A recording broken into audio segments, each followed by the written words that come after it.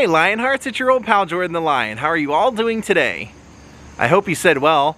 I'm in Ohio, and today my mom and I are gonna hop in the car, take you back to Cincinnati, and we're gonna go see somewhere where the great Hank Williams made some amazing music history. You would never really think that Hank would have a history in Cincinnati, Ohio, but I'm gonna show you where it was. Daze with Jordan the Lion, you all and my mom begins now.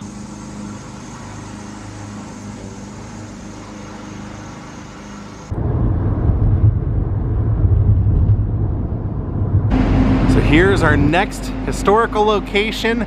This one just kind of sends chills up my spine to know what happened here.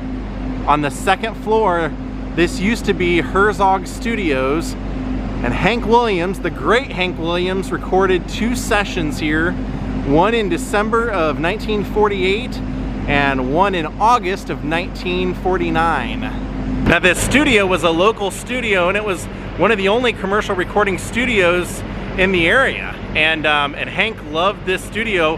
One of the reasons it had a good reputation was because the Herzog brothers, Bucky and Charles, they were notoriously known for being extremely easy to work with, and you could get things done quickly, and that they would let you do it your way, as well as it being affordable, and just like I said, it was very convenient because the guy Bucky here, he was a engineer over at WLW, the local radio station here in Cincinnati, and this was his side project. Now what brought Hank to this studio was that Hank was a popular recording artist, and he had a publishing deal with Acuff Rose Publishing, and Fred Rose wanted Hank to do a recording session with the Pleasant Valley Boys. They were a popular backup band in the day, and they had recently moved to Cincinnati. It was more affordable for them, and so a lot of performers were being sent here to record with them, and that's how Hank ended up here. And they actually have a historical marker right here telling not only about Herzog music, but also Hank. And Hank recorded 8 songs here in 2 sessions, 2 of which became massive hits. You'll see it says, on December 22nd, 1948, Hank Williams came to Herzog Studio to record with WLW's Pleasant Valley Boys, the most in-demand session musicians in the country music. They cut Lovesick Blues, launched Hank's career into superstardom, and led to his invitation to join the Grand Ole Opry. After a second session on August 30th, 1949, 8 Hank Williams classics were recorded at Herzog Studios, and in that second session he recorded I'm So Lonesome I Could Cry. Now the story is that Hank recorded 4 songs each session, and that at the end of the first session he had about 10 minutes left and wanted to do Lovesick Blues, and apparently Fred Rose didn't like the song but relented because they had a little bit of spare time. They had enough time to run through the song 2 times, and they ended up, back in those days there was no overdubbing. It was they were all in a studio at once, everybody played at once, you recorded it, and if somebody made a mistake you had to record it again. If you got it right, then that was it. They did it.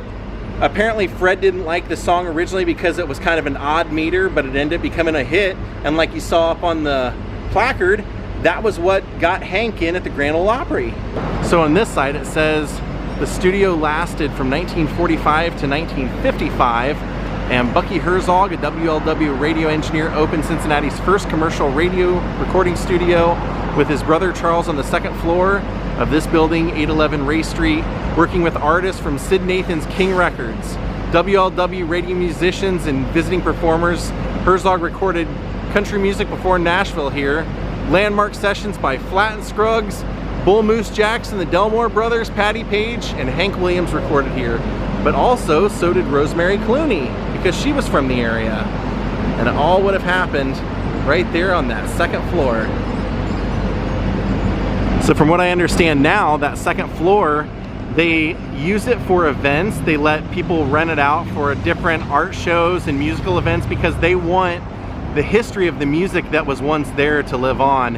And the reason the studio ended up shutting down, they said, were kind of twofold. It was because Bucky's brother Charles, who was the partner in this, he ended up dying, and Bucky ended up going and working for a different radio station, and the Pleasant Valley Boys ended up going and having to move back to Nashville to get more sessions, and they were no longer in the area, so the studio closed down.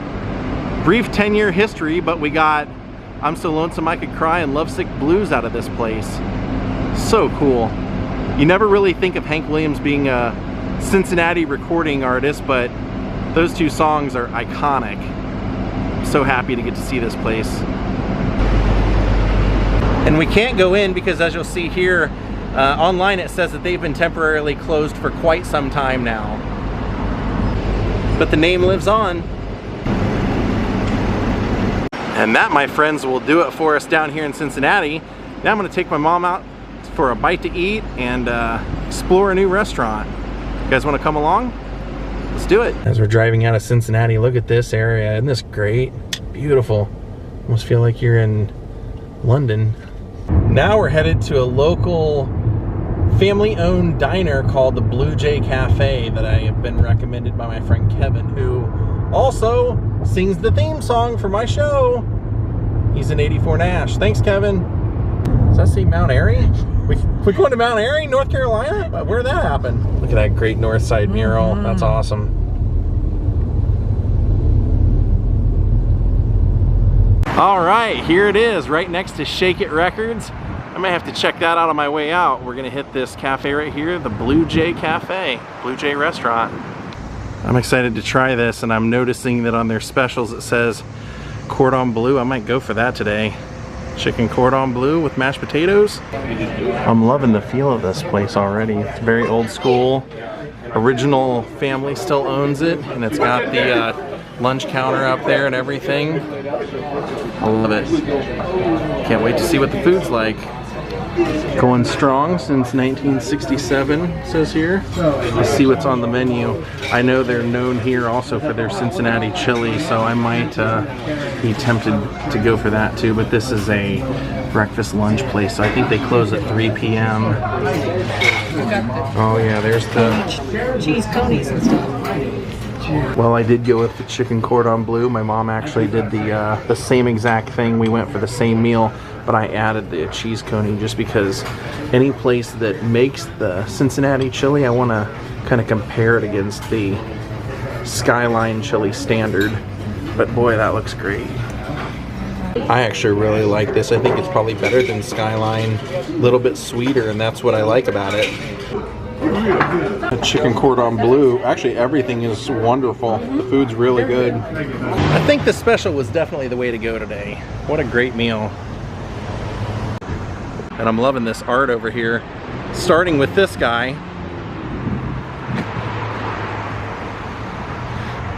And then this happy guy over here.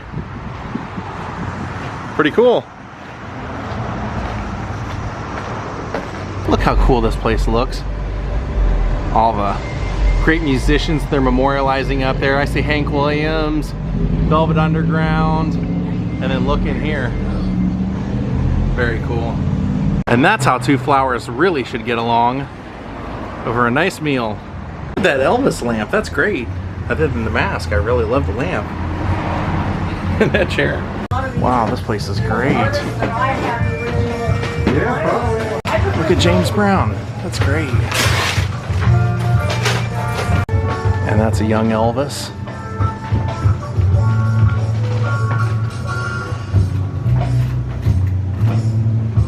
That's awesome, look at that. Bismarcky. That is so great, it's even signed.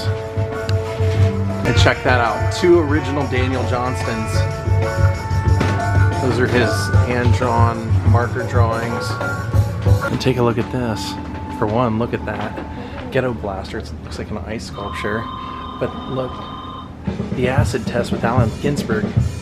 Look at the shirts. That's a great Keith Richards shirt up there.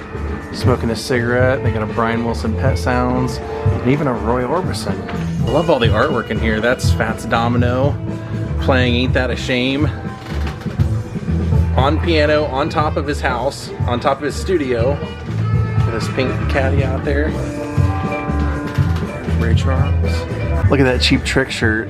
Looked like the Cubs logo. That's kind of cool. Never seen that one before. This place is amazing. This might be one of my favorite record stores in all the world. Look at this painting of Bootsy.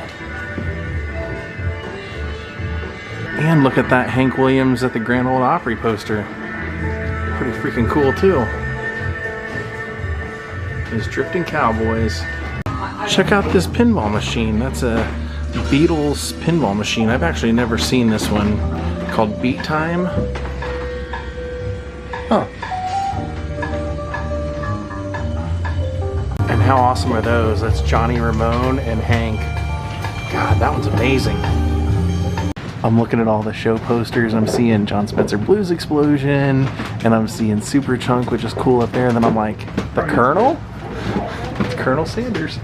Yeah, I think I'm gonna buy both of these Crimson Ghost Misfits figures. And for some reason, after we got done buying stuff, we came out and I noticed in his window he has a headstone. It looks like a grave headstone, and it's memorializing Hank Williams signing a contract. I think this is a front runner for my new favorite record store in the US. Don't miss out on Shake It Records. This place was a freaking gold mine. Well, my friends, I thought we would end today out at one of my grandpa's old stomping grounds, the former grounds of Crossley Field, and they have a pub out here that has a giant mural of Crosley Field, and I just thought that would be so cool to come check out. I've never seen it before. And there it is. And this light fixture over here, that is to represent the first night game that was played here at Crosley Field. And then right over here, there's kind of a nice touch. They put a yellow foul pole in the exact position where it would have been when Crosley Field was here. And the way that you know that is because they put a little sign over here letting you know. Makes it nice and easy. Which I think is just kind of a cool little thing to have. Well, my friends, thank you all for watching. I hope you enjoyed this vlog with my mom and I. We're gonna call it a day. Thank you for watching. We'll see you all next time. Goodbye.